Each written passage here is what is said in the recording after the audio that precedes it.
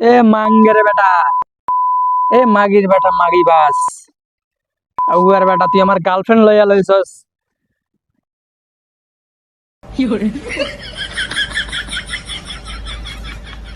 भाई यहाँ पे क्या हो रहा भाई।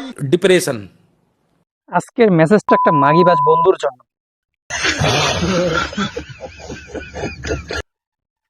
ওর সামনে মেসেঞ্জারে কোনো মেয়ের সাথে কথা বলা যাবে, ওর সামনে কোনো মেয়ের সাথে কথা বলা যাবে না। যদি মেসেঞ্জারে কথা বলেন, পরের দিন দেখবে যে তার সাথে অ্যাড। তখন বলি কি তুই অ্যাড কেমনে? তখন বলে যে ও রিকোয়েস্ট পাঠাইছে।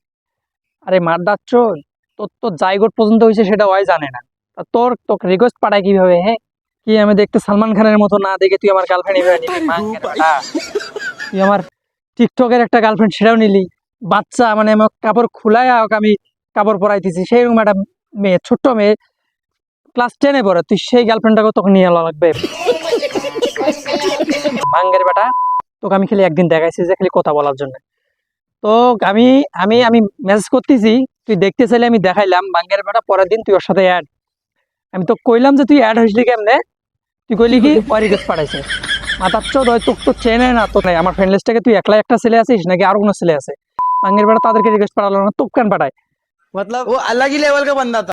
মাথার চোদ, মানে প্রেম করা দেখলে কি তোর পিছনে মানে লাগে তোর? মাথার চোদ, क्या बक रहे हो माधव। রিকোয়েস্ট পাঠাইছিস ভালো কথা, আমার নামে উল্টা উল্টা কথা কস কেন তুই? আমি কার সাথে কি করছি? এই মাথার চোদ, আমি কার সাথে খেতে গেছিলাম? বাঙ্গের বেটা, আজকে কিছু কইলাম না, নেক্সট টাইম যদি এমন করছিস বেশ সময়